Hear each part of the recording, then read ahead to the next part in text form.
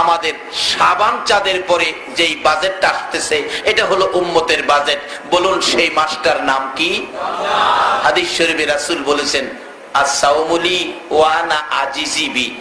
হাদিসে কুদসি নবীজি প্রকাশ করেছেন, আল্লাহ বলেছেন রোজা আমার জন্য, এটার পুরস্কার আমি দিব।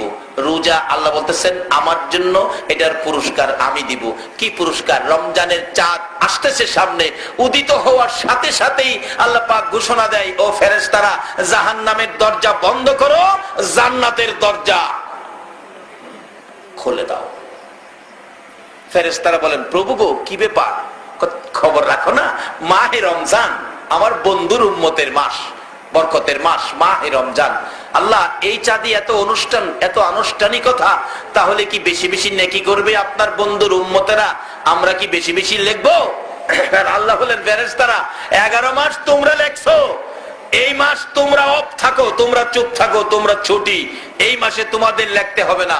আল্লাহ এই মাসের নেকি কে লিখবে? আল্লাহ বলেন এই মাস আমার জন্য, এই মাসের নেকি তোমাদের লিখতে হবে না। এই মাসে আমার বান্দার নেকি আমি আল্লাহর কুদরতি হাতে লিখবো। জোরে কোন সুবহানাল্লাহ। সেই মাসটার নাম মাহে রমজান। বলুন সেই মাসটার নাম কি?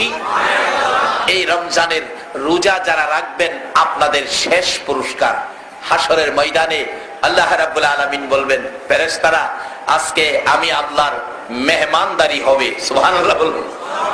দুনিয়াতে তো মানুষের মেহমানদারি। আজকে আপনারা যেই মাহফিলে আসছেন, যে ভাইয়ের বাবার এসালে সব মাহফিলে আসছেন, কিছু ক্ষয় খরচও হয়েছে দেখেছি, সিন্নির তবারুকের ব্যবস্থা হয়েছে। বাবারে এটাও দরকার, এটাও সুন্নাতে রাসূল। এর মধ্যে কত বরকত। বাবার জন্য, মায়ের জন্য, দাদা দাদির জন্য কিছু খরচ করবেন। এক আল্লাহর ওলির জীবনী। বলুন কার জীবনী? আল্লাহর ওলিদের পক্ষে থাকতে আপনারা রাজি আছেন? আল্লাহর ওলির জীবনী দেখা যায়। একজন আল্লাহর ওলি একটা কবরস্থানের পাশে দিয়ে রাস্তা ছিল, হাইটা যাইতেছে, দেখে একটা কবরের মধ্যে ভীষণ আযাব হচ্ছে। আল্লাহর ওলি অন্তরের চোখে এই আযাব দেখে আফসোস করতেছেন, লোকটার কবরে এত আযাব, লোকটার কি দুনিয়ায় কেউ নাই তার বিপদে কিছু উপকার করবে, তার জন্য সব রেসানি করবে, এসানি সব করবে, কিছু ক্ষয় খরচ করবে? তোমার কি কেউ নাই বাবা? রূহের সাথে কথা বলতেছেন আল্লাহর ওলি। অবশেষে ওই রূহ বলতেছেন হুজুর আমার কেউ নাই, গরিব মানুষ, আমার ছোট্ট একটা বাচ্চা ছিল, বাচ্চাটা রেখে আমি দুনিয়ার থেকে বিদায় হয়েছি, আর বাকিরা সব আগেই মারা গেছে। মেয়ে একটা বাচ্চা ছিল। তাই নাকি? কোন বাড়িতে? ঠিকানা বললে ওই বাড়িতে জিজ্ঞেস করেন। এরকম লোক মারা গেছে, তার বাচ্চা মেয়েটা আছে, মেয়েটা কোথায়? হুজুর এটা তো ওই বাড়িতে কাজ করে, গরিবের মেয়ে, পুকুরে গোসল করতে গেছে, যায় দেখে ঠিকই গোসলখানায় গোসল করে। ডাকতেছে মা তোমার বাবা মারা গেছে? হ্যাঁ বাবা আমার বাবা তো মারা গেছে। আল্লাহর ওলি ডাকতেছে তোমার আব্বার কবরে তো ভীষণ আযাব হইতেছে, তুমি কিছু ক্ষয় খরচ করো, সব রেসানি করো, ইসালে সব করো। মেয়েটা বলতেছেন হুজুর আমি খরচ করব কোত্থেকে? আমার তো 5টা পয়সাও নাই, বাবার জন্য আমি কি করব হুজুর? আমার কিছুই নাই। বাবারে তোর বাবার কবরে তো ভীষণ আযাব হইতেছে। মেয়েটা ডাকে হুজুর আপনি আল্লাহর ওলি মনে হয়, এদিকে আসেন, পুকুরের কিনারে আসেন। আসছে। হুজুর আপনি একটু দাঁড়ান, আপনি আল্লাহর ওলি, আপনার পায়ে ধুলিবালি দেখা যায়, আমি পুকুরের পানি খরচ করে আপনার পায়ের ধুলি সরাইয়া দেই, আপনি দোয়া কইরেন আল্লাহ যেন আমার বাবার কবরের আযাব সরাইয়া দেয়। আল্লাহর ওলি পুকুরের পানির কাছে দাঁড়াইলে ওই আওলাদ বাচ্চা মেয়েটা বাবার কবরের আযাব সরানোর জন্য এসালে সব। ও বাবারা ভাইয়েরা কেন করবেন না? কেন বাবার জন্য মায়ের জন্য ক্ষয় খরচ করবেন না? এই সিস্টেম দিয়েছেন আমার আল্লাহ, দিয়েছেন আমার রাসূল। পুকুরের পানি কিছুই নাই বিদায় পুকুরের পানি খরচ করে আল্লাহর ওলির পায়ের ধুলিগুলো সরিয়ে দিলেন। এবার সরিয়ে দিয়ে বাচ্চাটা চোখের পানি ছেড়ে দিয়ে কান্দে, মাবুদ গো আমার কিছুই নাই, আমি বাবার জন্য কি করব? পুকুরের পানি খরচ করে দিলাম, তোমার ওলির পায়ের ধুলি বালি সরাইয়া দিলাম, আমার বাবার কবরের আযাব তুমি আল্লাহ সরাইয়া দাও। এই বলে দোয়া করে দিলেন। আল্লাহর ওলি ফিরে আবার যাচ্ছেন কবরের পাশে দিয়ে, যাইয়া দেখি তার বাবা জান্নাতের ফুলের বিছানায় বসে আছে। জিজ্ঞেস করলেন বাবা তুমি এত কঠিন আযাবে ছিলে, এখন তুমি জান্নাতি ফুলের বিছানায় বসে আছো? ওই মুর্দার বলতেছেন হুজুর আমার মেয়েটা পুকুরের পানি দিয়ে, পুকুরের পানি খরচ করে কিছুই নাই আমার মেয়ে, বাবার মহব্বতে আল্লাহর ওলি আপনার পায়ের ধুলি সরাইয়া দিলে আমার আল্লাহ আমার কবরের আযাব সরাইয়া দিয়েছে। বাবারা, মরতে হবে সকলকেই, ঘোষণা হয়ে গেছে, অরেন্ট হয়ে গেছে কোরআন শরীফে, কুল্লু নাফসিন যায়িকাতুল মাউত, সকল প্রাণী মৃত্যুর কোলে ঢলে পড়বে। কিন্তু মৃত্যুর পরে যে জায়গাটা যাবেন সেই জায়গাটার নাম হলো কবর। কবরবাসীদের জন্য মাফ নবীর ওয়ারিস আলেম ওলামাগণ, আর আমাদের জন্য মাফ শবে বরাত। এই শবে বরাত আমাদের কাছ থেকে বিদায় নিল, মাসটা এখনো বিদায় নেয় নাই, কিন্তু শবে বরাতের মাপ পাওয়ার পরে আমাদের জন্য মাহে রমজান। মাহে রমজানের বাজেট কত! কোনো একজন রোজাদার সারাদিন রোজা রেখে যখন ইফতার খাইতে বসে, আমার আল্লাহ জিগায়, ও ফেরেশতারা সারাদিন খাইলো না, ইফতারের টাইম এখনো 2 মিনিট বাকি, এখনো তো তারা খায় না, ব্যাপারটা কি? আল্লাহ কয়, ব্যাপার কি? ফেরেশতারা কয়, প্রভু গো, তারা অনুসরণ ধর্মঘট করেছে। অনুসরণ ধর্মঘট দেখছেন না আমাদের বাংলাদেশে অনুসরণ ধর্মঘট করে? এই কোন দল বা কোন শিক্ষক বা কোন কর্মচারীরা সরকারের কাছে দাবি জানাইলে, দাবি না মানলে দেখবেন প্রেস ক্লাবের সামনে পত্রিকা বিছাইয়া অনুসরণ ধর্মঘট করে, করে না? শুইয়া তাহে দাবি না মানলে খাইতাম না, খাইতাম না দাবি না মানলে। আসলে কিছু খায়, দেখছি ফাঁকে ফাঁকে ডাহে, ও বাদামওয়ালা, বাদাম বাদাম এদিকে আয়। দেখছেন, মুখে কইছে খাইতাম না দাবি না মানলে, আবার বাদাম খায়। এই জন্য গেলাম হেরার দাবি আর মানে না, মাঝে মাঝে ভানি খায়। কয়েক ঘন্টা থাকলেই নেতা নেত্রীরা আইসা কয়, আচ্ছা পানি খান, অনুসরণ ভাঙ্গাইলাম, আপনাদের দাবি দেওয়া সম্পর্কে চিন্তা করা হবে। এই পর্যন্তই শেষ, কি এর চিন্তা? কিন্তু রমজানের রোজাদার যখন সারাদিন রোজা রেখে ইফতার সামনে অনুসরণ ধর্মঘট করেছেন, সারাদিন কিচ্ছু খাই নাই, নাকি রোজা রেখে খাইছেন? খাইছেন রোজা রেখে? বাবারে, রোজা রাখুন। এই রোজা যে উম্মতের জন্য কত সুন্দর বাজেট, তাই বলতেছিলাম। এই ইফতার নিয়ে বসছেন, 2 মিনিট বাকি, খান না। ফেরেশতারা জিগায়, আল্লাহ এখন হারা খায় না, ব্যাপার কি? আল্লাহ কই, জিজ্ঞাস না। ফেরেশতারা কই, আল্লাহ তারা অনুসরণ ধর্মঘট করেছে। দুনিয়ার অনুসরণ ধর্মঘট ভন্ডাভন্ডি, বাদাম খায়, পানি খায়। রমজানের রোজাদার এমন এক অনুসরণ করেছে, পানিও খায় না ইফতারির টাইম না হওয়া পর্যন্ত। আল্লাহ বলেন, ফেরেশতারা এই অনুসরণকারীদের উদ্দেশ্যে আমি ঘোষণা দিচ্ছি, তারা আযানের আগ পর্যন্ত, সূর্যাস্তের আগ পর্যন্ত কিছুই খাবে না। তোমরা সাক্ষী থাকো, আমি কথা দিলাম, যেই দাবিতে তারা রোজা রাখছে, আমি আল্লাহ এই দাবি পুরা করে নিলাম, এবং পানির আগে, মুখে দেওয়ার আগে আগে আমি তাদের জীবনের গুনাহগুলো মাফ করে দিলাম। আল্লাহ বলেন, রোজাদারের জন্য 2টা পুরস্কার। একটা হলো ইফতারির সময় আমি আল্লাহর রহমত, আমি আল্লাহর সন্তুষ্টি। আরেকটা হলো জান্নাতের মধ্যে রোজাদারের সাথে আমি আল্লাহর সাক্ষাৎ। জোরে জোরে কান সুবহানাল্লাহ। হাশরের দিন যেদিন কায়েম হবে, ও রোজাদারেরা একটা রোজাও ছাড়বেন না। রোজাদারের সাথে আল্লাহর দিদার সাক্ষাৎ, কত সুন্দর ব্যবস্থা দেখেন। হাশরের দিন আল্লাহ পাক প্রথমত ঘোষণা দিবেন, ও ফেরেশতারা আমার আরশের নিচে ডেকোরেশন দিয়ে সাজাও, লাইটিং ফাইটিং ঠাইটিং শাইটিং সব লাগাও। ফেরেশতারা বলবেন, ব্যাপার কি? আল্লাহ বলবেন, আমার কিছু মেহমান আছে, আমার মেহমানদারি করা হবে। আল্লাহর মেহমান হবেন কে? হাশরের ময়দানে ফেরেশতারা প্রশ্ন করলে আল্লাহ বলবেন, যারা সারাদিন না খায়া রমজানের রোজা রাখছিল, খায় নাই আমি আল্লাহকে ভয় করে, তারা আজকে আমি আল্লাহর মেহমান। দুনিয়াতে তারা না খায়া রোজা রাখছে, আজকে আমি আল্লাহ তাদেরকে খাওয়াবো। আল্লাহ বলবেন, ফেরেশতারা সমস্ত হাশরের মাঠ তোমরা ঘুরতে থাকো, যেখানে মাটির থেকে মেশকে আম্বরের গন্ধ বাহির হবে, মনে করবে এখানে আমার রোজাদার ঘুমিয়ে আছে। আল্লাহর মেহমান বলে ডাক দিলেই তারা উঠবে। ফেরেশতারা ডাকতে থাকবে, আল্লাহর মেহমান উঠেন, উঠাইয়া ডাক্কান শুরু করবেন, আরে আমরা কই নিবেন, আমরা ভয় পাইতেছি হাশরের বিচার। আরে বিচার টিচার পরে চলেন, শোনো হে নবীজির উম্মত, রোজা রাখো রমজানের, পবিত্রতা রক্ষা করো, দরজা খোলা জান্নাতের। পবিত্রতা রক্ষা করো, দরজা খোলা জান্নাতের। যাই না, ওদিকে লম্বা হয়ে যাইতেছে, ডাক্কাইতে থাকে বিআই হাটহাজারি বাজারে। জয় বিআই 5 বছর পরে পাইছি আয়াত। মানুষে কই খিয়েছে, খিয়েছে কোনা কিচ্ছু হয়েছে না, আমার বিআই ডাক্কায় নিয়ে 4 দোকানো ডুয়াইছে, বাজার করবেন পরে, আগে চা খান। হাশরের ময়দানে ফেরেশতারা চাই না নিবে। আপনারা বলবেন ব্যাপার কি? কোনো ব্যাপার নাই, আল্লাহর বালাখানায় খাওনের ব্যবস্থা, বসে যান টেবিলে, ডেকোরেশন সাজানো হয়েছে, যা বইব। ব্যাপারটা কি? ফেরেশতারা বলবেন ব্যাপার স্যাপার না, দুনিয়াতে খান নাই, অন খাইবেন। সব রোজাদার বসায়া আল্লাহ বলবেন তোমরা খাওয়া শুরু করো, আমি বিচারের কোর্টে। সুবহানাল্লাহ। 50,000 বছর বিচারের কোর্ট চলছে, বিচারের কোর্টে আল্লাহ, আর আপনারা খাইতে থাকবেন।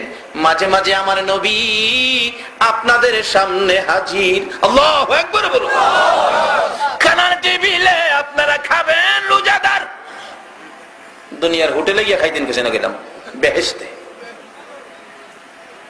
রোজাদার খানার টেবিলে খাবেন, আর একটু পরে পরে বলবেন নবী গো, বিচার জানি আমাদের কি হয়। খাওয়া তো ভালো লাগে, খাইতে মন চায়, আরো খাইতাম, কিন্তু মাঝে মাঝে কলিজা চিপা মারে। বিচার জানি আমাদের কি হয়। আমার নবী বলবেন উম্মতেরা রে, খা খা, পেট ভরে খা। আমি নবী কথা দিলাম রে, আমি নবী হাসরের ময়দানে থাকতে আমার একটা উম্মত জাহান্নামে নিতে দিব না। এই দরুদি নবীর পক্ষে থাকতে আপনারা রাজি আছেন কিনা? আমার আল্লাহ বন্ধুর ব্যথা দেখে বারবার আমার আল্লাহ বলতেন বন্ধু গো, এত ব্যথাই তুমি ব্যতীত কেন? আমি আল্লাহ কথা দিলাম হাসরের ময়দানে তোমার একটা উম্মত জাহান্নামে নিতে দেব না। যতক্ষণ পর্যন্ত তুমি নবী খুশি না হইবা, ততক্ষণ পর্যন্ত আমি আল্লাহ জান্নাতের দরজা বন্ধ করব না। আমার নবী তখন চোখের পানিগুলো জর্জর করে ছেড়ে দিলেন, প্রভু গো, আমাকে খুশি করার জন্য জান্নাতের দরজা খুলে রাখবেন। হ্যাঁ বন্ধু, কথা দিলাম, আমাকে যদি খুশি করার জন্য এত কিছু করতে পারেন, আমি একটা দাবি করি, এই দাবিটা আপনি পুরা করেন। কি দাবি বন্ধু?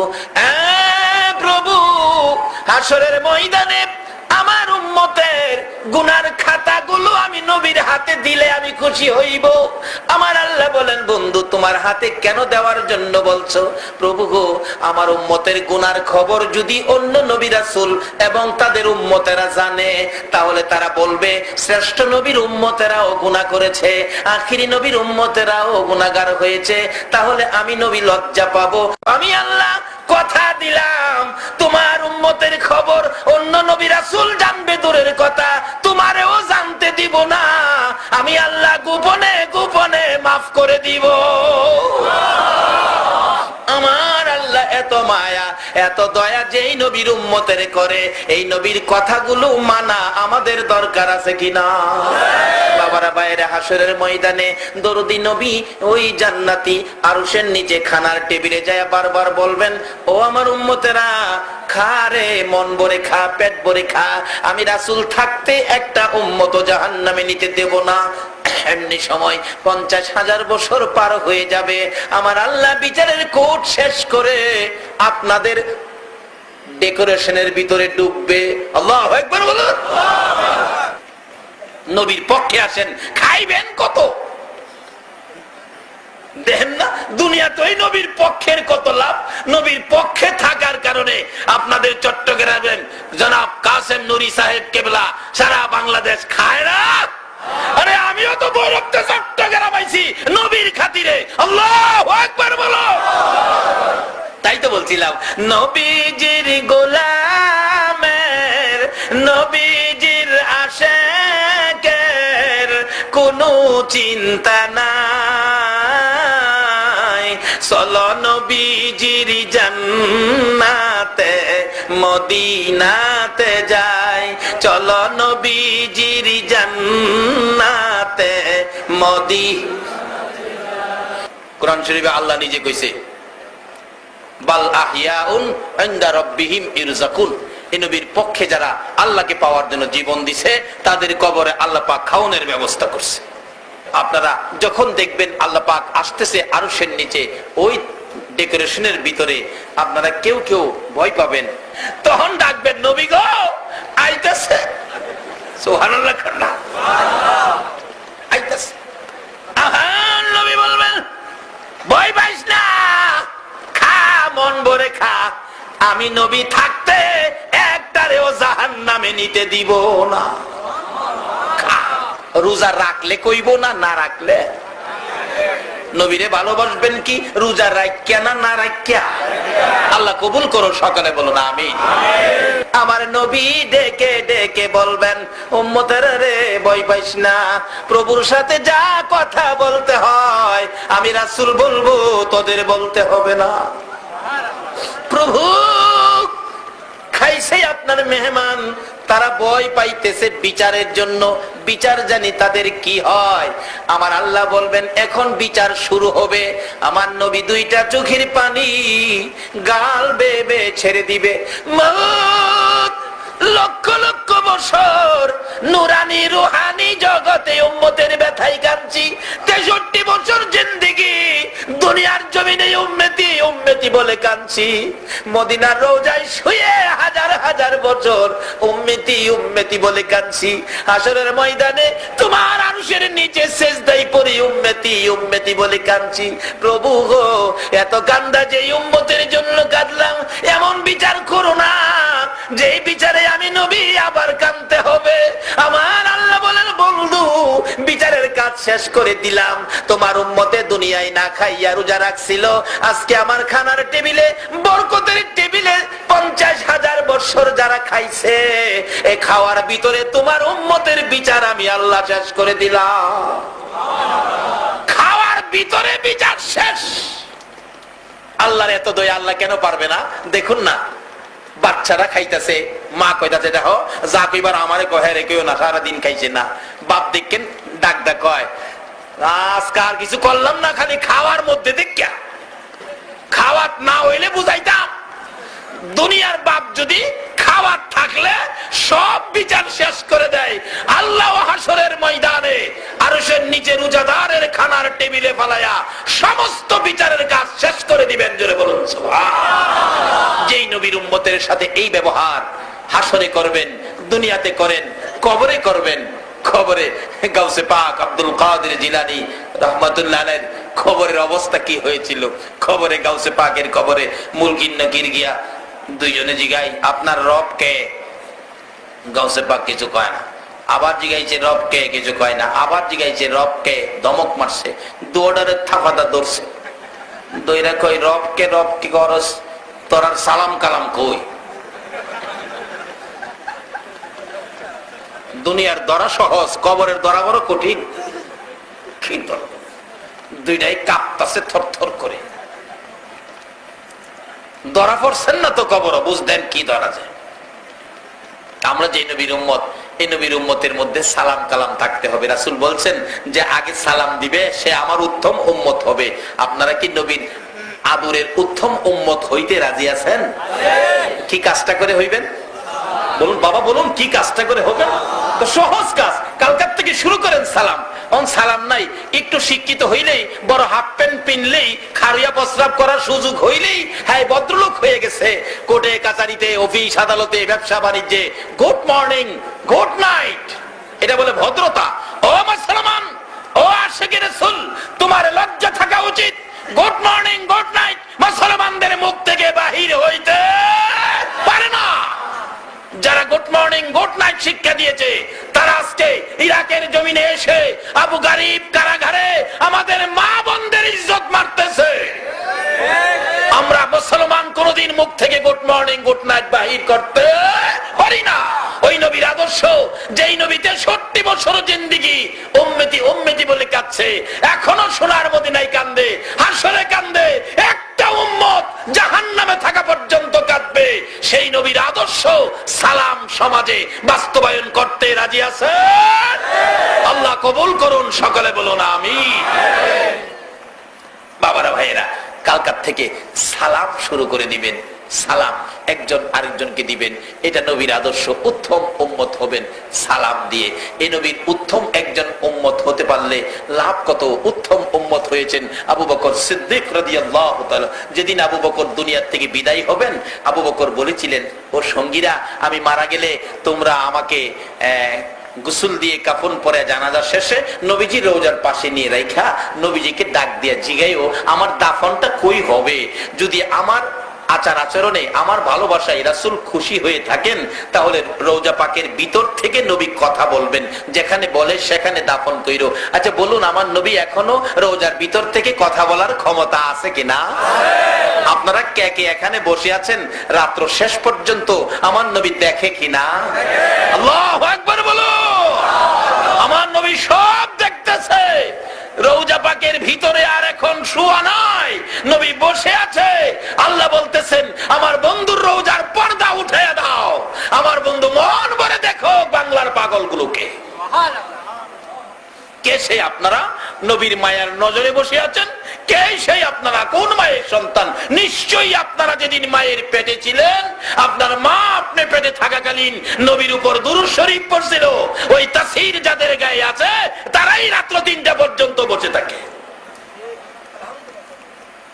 বাবারা ভাইয়েরা, আসুন সে নবীর পক্ষে। আবু বকর বলেন আমি নবীর পক্ষে ছিলাম, নবীর আদর্শে ছিলাম, নবীর 1 নাম্বার উম্মত হওয়ার জন্য কাজ করেছিলাম। নবী কবুল করছে কিনা তোমরা প্রমাণ করে দিও। আবু বকরের মৃত্যুর পর গোসল দিয়ে কাফন পরে জানাজা শেষে নবীজি রওজার পাশে হযরত আলী রাদিয়াল্লাহু তাআলা বলেন আমি ডাকতেছিলাম, হুজুর আপনার গোলাম আবু বকর আপনার পায়ের নিচে হাজির, বলুন কোথায় দাফন করব? কোনো জবাব নাই। আবার ডাকছে, হুজুর আপনার গোলাম আবু বকর হিজরতের সাথী, গুহার সাথী, রাতের সাথী, দিনের সাথী, কোথায় দাফন করব? কোনো জবাব নাই। 3 বারের মাথায় হযরতে আলী রাদিয়াল্লাহু তাআলা আনহু কাঁদতেছেন, হুজুর আবু বকরের বেলায় যদি কথা না বলেন, আমি আলীর বেলায় জানি কি উপায় হয়। এমনি সময় দেখা যায় নবীজির রওজা মুবারক থরথর করে কাঁপতেছে। সকল সাহাবীরা তাকিয়ে আছে, ব্যাপার কি? রওজা পাক কাঁপে কেন? ভিতর থেকে বড় মায়ার সুরে আমার নবী ডাকতেছেন, রে আলী, আলী রে, পাগলামি করিস না রে আলী, কই আমার আবু বকর, কই রে আমার আবু বকর, দে দে আমার আবু বকরকে আমার পাশে দাফন করে দে। দাইকা দাইকা নবীর পাশে শোয়ায়। যদি নবীর 1 নাম্বার উম্মতের খাতায় নাম লাগাইতে পারেন, বলে হুজুর এখনো কি দাইকা নবীর পাশে নিবে? যদি নবীর পাশে নবী নাও নেয়, আপনি যদি বাংলায় শোন, আমার নবীর রওজা ছেড়ে বাংলার জমিনে এসে আপনার পাশে হাজির হয়ে যাবে। কিন্তু আসুন নিজের ইচ্ছা মতো মন গড়া আদর্শ ছেড়ে দিয়ে নবীর পক্ষে, নবীর আদর্শ, নবীর ভালোবাসায় যায়। যে নবীর পক্ষে আমার আল্লাহ নিজে 24 ঘন্টা দুরুদ ও সালাম পাঠ করেন, যে নবীর ভালোবাসায় আমার আল্লাহ এত কিছু করেছেন, যে নবীর বরকতে সবে বরাত পেয়েছি, রমজান পেয়েছি, সবে কদর পেয়েছি, এত বরকত গুলো যার উসিলায় পেয়েছি। আজকে আমরা সে নবীর উম্মত। তার সাথে সাথে যে নবীর উম্মতের জন্য কবরবাসীদের রুহের মাগফিরাতের সিস্টেম ইসালে সব মাহফিল, আজকে সেই মাহফিল সবে বরাতের চাঁদে অনুষ্ঠিত হয়েছে। যার জন্য, যার উদ্দেশ্যে মাহফিল, আল্লাহ যেন তাকে মাফ করেন, সেজন্য আমরা দোয়া করব। আমরা যারা দুনিয়াতে আছি, বাবারে জানি না দুনিয়াটা আমরা না, দুনিয়ার মালিক আল্লাহ। আল্লাহ দুনিয়া ছাড়ার ঘোষণাও আমাদেরকে দিয়ে দিলেন। আল্লাহ কিন্তু আমাদেরও ঘোষণা দিয়ে দিয়েছেন, কুল্লু নাফসিন যায়িকাতুল মাউত, সকল প্রাণী মৃত্যুর কোলে ঢলে পড়তে হবে, অর্থাৎ এই দুনিয়া ছেড়ে দিতে হবে। আমাদেরও ওয়ারেন্ট হয়ে গেছে, ঘোষণা হয়ে গেছে দুনিয়া ছেড়ে দিতে হবে। তার আগে নবীর পক্ষটা ধরুন, নবীর আদর্শের মধ্যে ঢুকুন, নবীর পছন্দের জিনিসগুলি আমলে নেন। আল্লাহ আমাদেরকে সেই বুঝ, সেই শক্তি, সেই তৌফিক দান করুক। সকলে বলুন আমিন। আসুন বাবারা, রাত্র শেষের দিকে দোয়া হবে। তার আগে যে নবীর উপর আমার আল্লাহ নিজে দুরুদ সালাম প্রেরণ করেন, করতেছেন, 24 ঘন্টা করেন ফেরেশতারা করে, ইমানদারদেরকে ডেকে বলেন, ইয়া আইয়ুহাল্লাযীনা আমানু সাল্লু আলাইহি ওয়া সাল্লিমু তাসলিমা। ও ইমানদাররা, তোমরাও এই কাজে শরীক হও। যে কাজ আল্লাহ করেন, ফেরেশতারা করেন, এই কাজটা কি আপনারা করতে রাজি আছেন? আল্লাহুম্মা আমিন। রব্বানা যালামনা আনফুসানা ওয়া ইল্লাম তাগফির লানা ওয়া তারহামনা লানাকুনান্না মিনাল খাসিরিন। রব্বিরহামহুমা কামা রাব্বায়ানি সগীরা। রব্বিরহামহুমা কামা রাব্বায়ানি সগীরা। রব্বুল আলামিন, পবিত্র শাবান চাঁদে জান্নাতের বাগানে বসে জান্নাতি মেহমান লইয়া হাত বাড়াইছি। মাবুদ, সন্ধ্যার থেকে নিয়ে রাত্র 3টা পার হয়ে গেছে গো আল্লাহ। এত রাত পর্যন্ত তোমার আদুরের বান্দারা, তোমার নবীর আশেক পাগলেরা কষ্ট করেছে। দুটো হাত তোমার দরবারে বাড়াইছে, একবারে খালি হাত বাড়াই নাই। তুমি যেই নবীর উপর 24 ঘন্টা দুরূদ ও সালাম পাঠ করো, আমরা ওই নবীর উপর দুরূদ ও সালাম মদিনা পাঠাইছি গো আল্লাহ। আমাদের দুরূদ ও সালাম গুলো পাখির মতো উড়াইয়া উড়াইয়া দয়ার নবী মায়ার নবীর কদম মুবারকে পৌঁছাইয়া দাও। মাবুদ, বাংলার জমিন থেকে দুরূদ পড়লে এত ভালো লাগে গো, মদিনায় যাইয়া যদি এ আশেকের দলেরা দুরূদ ও সালাম নবীরে শুনাইতো, না জানি কলিজায় কত শান্তি লাগতো। ইয়া আল্লাহ, আমাদের দুরূদ ও সালাম গুলো দয়ার নবী মায়ার নবীর কদম মুবারকে পৌঁছাইয়া দাও। ইয়া আল্লাহ, দুরূদ ও সালাম উসিলা করে, শাবান চাঁদ উসিলা করে, আজকে রাত্র 3টা পার হয়ে গেছে, আমরা যারা হাত বাড়াইছি গো আল্লাহ, মাবুদ জানি দুনিয়ায় থাকবো না, তারপরেও শয়তানের দুকাই পড়ে, দুনিয়ার মায়ায় পড়ে কত গুনাহ করে ফেলেছি গো আল্লাহ। সকল গুনাহগুলো লইয়া গভীর রাত্রে দুটো করে হাত বাড়াইছি। মাউত, সারা পৃথিবীর মানুষগুলো দরজা বন্ধ করে ঘুমিয়ে গেছে, কোর্ট কাছারি বন্ধ হয়ে গেছে, দোকানপাট মার্কেট গুলো বন্ধ হয়ে গেছে। তুমি আল্লাহর রহমতের দুয়ার তো বন্ধ করো নাই গো আল্লাহ। আমরা যারা হাত বাড়াইছি, কার জীবনে কত গুনাহ হিসাব জিগাইও না। আজকের জন্য কে নামাজি, কে বেনামাজি, কে মেয়ে, কে পুরুষ, কাউরে কিছু কইও না। মাহফিলের উসিলাই পবিত্র চাঁদে দুরূদ ও সালামের খাতিরে আমাদের তামাম জিন্দেগীর গুনাহগুলো মাফ করে দাও। মাবুদ, আমরা গুনাহ করতে জানি আর তুমি মাফ করতে জানো। আমরা যে মাফের আশায় হাত বাড়াইলাম, তুমি মাফ করছো নি গো আল্লাহ। একটা ডাক দেন, আল্লাহ, ইয়া আল্লাহ, ইয়া আল্লাহ। মাবুদ, তোমার বান্দারা গুনাহ মাফের জন্য তোমারে আল্লাহ আল্লাহ কইয়া ডাকছে রে। দুনিয়ায় দেখি সন্তানেরা অপরাধ করলে মা বাবা ধমক দেয়, বাড়িতে জায়গা দিবে না। মা বাবার বয়ে সারাদিন বাড়িতে আসে না, রাত্র যখন হয়ে যায় বাবা নিজে হারিকেন ধরাইয়া রাস্তায় রাস্তায় ঘুরে আর সন্তানের তালাশ করে। মা দরদি, রাত্র 12টা বাজলেও অপরাধী সন্তানের জন্য দরজাটা খুইলা বিনাইয়া বিনাইয়া কান্দে। মায়ের মতো দরদি, বাবার মতো দরদি যদি অপরাধী সন্তানের জন্য এত পাগল হইতে পারে গো, তুমি আল্লাহর 99 ভাগ মায়া কই রাখছো গো আল্লাহ।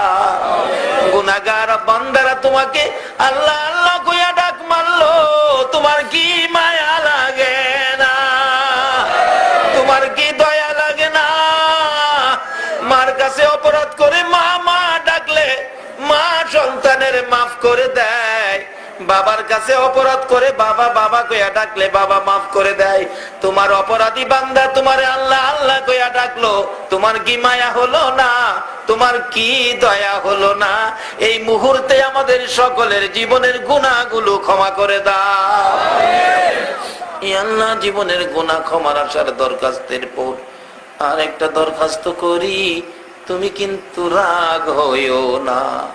আমি জানি না হাজার হাজার মানুষের মধ্যে কার জানি মা নাই। মা রে মা, মা হারা ব্যথা লইয়া কে জানি 2টা হাত বাড়াইছে গো আল্লাহ। কার জানি বাবা নাই রে, বাবা হারা ব্যথা লইয়া কে জানি হাত বাড়াইছে। যেই বাবা মাথার গাম পাতাই পড়তো, রাত্রের দিন বানাইয়া পরিশ্রম করে সন্তানের লালন পালন করেছে, এ বাবা কার জানি কবরে গো আল্লাহ। শত পরিশ্রম করেও বাবা যখন বাড়িতে যাইতো, যাইয়া যখন দেখে বাচ্চা কান্দে, বাবা সকল পরিশ্রমের কথা ভুলে গিয়ে সন্তানের টাইনা টাইনা কোলে উঠাইয়া দুই গালে চুমাইতো। জীবনে বাবার কোলে কত পসরা পায়খানাও করছি গো আল্লাহ। বাবা কার জানি দুনিয়ায় নাই, ওই দরদি মা জানি কার কবরে, যে মা শীতের রাত্রে সন্তান যদি ডান দিকে প্রস্রাব করে দিত, মা টাইনা টাইনা বাম দিকে নিত, বাম দিকে প্রস্রাব করে দিলে মা প্রস্রাবের ভিজা জায়গায় শুইয়া সন্তানের শুকনা জায়গায় রাখতো। এই দরদি মা বাবা যার কবরে, প্রভু গো ছোট সময় দেখেছি সন্তান অসুস্থ হলে মা তোমার কাছে জীবন ভিক্ষা চাইতো গো আল্লাহ। ওই মা বাবা যার কবরে আমরা তোমার জান্নাত ভিক্ষা চাই গো আল্লাহ, তোমার জান্নাত ভিক্ষা চাই গো আল্লাহ। ওই সকল মা বাবার কবর গুলো জান্নাতের বাগান বানাইয়া দাও। যাদের মা নাই রে তার জানি কেমন লাগতেছে রে আল্লাহ। মায়ের অভাবীরা কি করে নিজে দেখেছি। একটা মায়ের পাগল ছেলে 4 বছর বয়স, আর একটা মেয়ে 6 বছর বয়স, হঠাৎ করে মা স্ট্রোক করে মারা গেছে। বাচ্চাগুলো মায়ের লাশের উপর রে আল্লাহ। মায়ের অভাবীরা কি করে নিজে দেখেছি। একটা মায়ের পাগল ছেলে 4 বছর বয়স, আর একটা মেয়ে 6 বছর বয়স, হঠাৎ করে মা স্ট্রোক করে মারা গেছে। বাচ্চাগুলো মায়ের লাশের উপর শুইয়া রে মা মা কইয়া কান্দে। অবশেষে গোসল করাইয়া কাফন পরাইয়া জানাজা শেষে ঢাকায় থাকতো তারা। আজিমপুর কবরস্থানের দিকে ট্রাকে করে নিয়ে রওনা হলো। বাচ্চা দুইটা মায়ের লাশের পাশে বসে একটু পরে পরে ছোট্ট ছেলেটা ডাক মারে, মা মা গো কথা কও না গো মা। বাবা পাশে বসে চোখের পানি ছেড়ে দেয়। ছোট ছেলেটা জিগায়, আব্বু আমার আম্মু কথা কয় না, এত ডাক ডাকি ব্যাপারটা কি? আমার আম্মু কই যাবে গো আব্বু? বাবা বুঝানোর জন্য বলছে, তোমার আম্মু বেড়াইতে যাবে। মেয়েটা একটা চিৎকার মারছে, আব্বু আমার ছোট ভাই বুঝে না, আপনি মিথ্যে কথা কন। আমার আম্মু বেড়াইতে গেলে শাড়ি পরে যাইতো গো বাবা, আজকে দিয়ে আমার আম্মু সাদা কাপড় লাগাইছে। বাবা কান্দে, মাবুদ কি আগুন লাগাইলা বাবা হইয়া, সন্তান বুঝাইতে পারি না। অবশেষে লাস্ট ট্রাক যখন আজিমপুর কবরস্থানের গেটে থামলো, লোকেরা খাট কাঁধে লইয়া ভিতরে ঢুকলো। কবরের পাশে নামাইলে দুইটা লোক কবরে নাইমা লাশে ধরে টানতেছে। বাচ্চা দুইটা কাফনের উপরে দিয়ে মায়ের পায়ে পড়ে কান্দে, মা মা গো আমরা রে ফালাইয়া যাইও না, আমরা কারে মা মা কইয়া ডাকবো? রাত্র হইলে আমরা কার গলায় ধরে ঘুমাবো গো? আমরা রে ফালাইয়া যাইও না গো মা। কোনো কথাই মানলেন না। লোকেরা বাচ্চা দুইটাকে সরাইয়া কবরে দিয়ে জীবনের বিদায় করে দিলে। বাচ্চাগুলো বাসায় যেতে চায় না, মায়ের সাথে কবরে থাকবে। বাবা শেষরাইয়া বাহির করে রিক্সা করে রওনা হলেন, বাসায় যাবে। একটু পর পর বাচ্চাগুলো রিক্সার সিটের উপর দাঁড়াইয়া পিছনের দিকে তাকাইয়া তাকাইয়া ডাক মারে, মা আমরা রে কেমনে বিদায় দিলা ও মা। হ্যাঁ মায়ের অভাবী মায়ের দুঃখী, বাবার অভাবী বাবার দুঃখী, কে জানি হাত বাড়াইছে রে আল্লাহ। এই মুহূর্তে ওই সকল মা বাবার কবর গুলো জান্নাতের বাগান বানাইয়া দাও। আল্লাহ মা বাবা যার দুনিয়াতে আছে হায়াত বাড়িয়ে দাও। মা বাবা কেমন জিনিস বোঝার তৌফিক ছেলে মেয়েদেরকে দান করে দাও। আল্লাহ দাদা দাদি নানা নানি শ্বশুর শাশুড়ি আলী আওলাদ বংশধর্মী মুরব্বী পাড়া প্রতিবেশী খানদানবাসী মহব্বতী যারা কবরে গো, সকলের কবর জান্নাতের বাগান বানাইয়া দাও। মাবুদ খাস করে আজকে যে উদ্দেশ্যে মাহফিলের আয়োজন করা হয়েছে, মরহুম নুরুল ইসলাম সওদাগর সাহেব আর দুনিয়ায় নাই রে আল্লাহ। ওনার আলিয়া ওলাদেরা ওনার রোহের মাগফিরাতের জন্য মাহফিলের আয়োজন করেছে। আল্লাহ এই মাহফিল তুমি কবুল করো। এই মাহফিলের উসিলাই ওনার জীবনের ভুল ত্রুটি থাকলে দয়া করে ক্ষমা করে দাও গো আল্লাহ। ওনার পক্ষ থেকে আমরা সকলে মিলে তোমার কাছে ক্ষমা চাই। ওনার কবরখানি জান্নাতের বাগান বানাইয়া দাও গো আল্লাহ। ইয়া আল্লাহ, এই বংশ থেকে আরো যারা কবরে, এই খানদানবাসী আরো যারা কবরে, এই মাহফিলের উসিলাই সকলের কবর জান্নাতের বাগান বানাইয়া দাও। ইয়া আল্লাহ, খাস করে যারা দুনিয়াতে আছেন, ওনার আলিয়া ওলাদ বংশধর খানদানবাসী সবাইকে তোমার কুদরতি হাতে দিয়ে গেলাম। সকল প্রকার আফত বিপদ, আযাব গজব, অ্যাক্সিডেন্ট, বালা মুসিবত, শয়তানের শয়তানি, দুশমনের দুশমনি হইতে বাঁচাইয়া রহমত বরকত শান্তি দ্বারা ভরপুর করে দাও গো আল্লাহ। ইয়া আল্লাহ, খাস করে এই মাহফিলে এত রাত পর্যন্ত যারা কষ্ট করেছে, আমাদের মধ্যে যারা অভাবী, অভাব দূর করে দাও। যারা বিমারি, বিমার শেফা করে দাও। যারা ঋণগ্রস্ত সে ঋণ থেকে মুক্ত করে দাও। ইয়া আল্লাহ, যারা বিপদে আছে বিপদ থেকে উদ্ধার করে দাও। যারা নামাজি নামাজ কবুল করে দাও। যারা নামাজ পড়ে না নামাজের বুঝ দান করে দাও। ইয়া আল্লাহ, যারা বিদেশ থাকে সহি সালামতে রাখো। যারা বিদেশ যাবে মনের আশা পুরা করে দাও। যারা ব্যবসা করে ব্যবসায় বরকত দাও। যারা চাকরি করে পদোন্নতি দান করে দাও। যারা গৃহস্থী করে করবে জমির ফসলে বরকত দিয়ে দাও। আল্লাহ, যারা লেখাপড়া করে লেখাপড়ায় বরকত দাও। যারা পরীক্ষা দিয়েছে দিবে কামিয়াবি দান করে দাও। ইয়া আল্লাহ, তোমার নবীর সকল আশেক পাগলদেরকে বেশি বেশি করে নেক হায়াত বাড়াইয়া দাও। মাউত এই মাহফিলে যারা এই পর্যন্ত কষ্ট করছে গো আল্লাহ, আমার মন কয় তোমার নবী যদি এখন ডাক দিত, উম্মতেরা রে, যুবকেরা রে, আয় তোদের লইয়া উহুদের ময়দানে যাব। এই মাহফিলের পাগল গুলো তোমার নবীর পক্ষে দৌড়ে যাইতো গো আল্লাহ। এই পাগলদেরকে নিয়ে একটা দরখাস্ত করি, প্রভু গো, ওই মায়ার নবীরে একদিন ঘুমের ঘরে স্বপ্নে দেখাইয়া দিও। নবীজিকে স্বপ্নে না দেখাইয়া এই মাহফিলের কাউকে তুমি সাদা চাদর গায়ে লাগাইও না। ইয়া আল্লাহ, এই পবিত্র চাঁদ, রবিউল আউয়াল চাঁদ, মুহররমের চাঁদ, ইয়া আল্লাহ, জিলহজের চাঁদ, রমজানের চাঁদ, শাবানের চাঁদ, মাবুদ গো, রজব চাঁদ সহ এই সকল বরকতময় চাঁদের বরকতের ভাগী আমরা রে করে দাও গো আল্লাহ। খাস করে আজকের এই শাবান চাঁদের পুরাপুরি শবে বরাতের বরকত আমাদেরকে নসিব করে দাও গো আল্লাহ। আমাদের সুস্থ করে নেক হায়াত বাড়িয়ে দাও। রমজানের রোজাগুলো সঠিকভাবে রাখার তৌফিক দাও।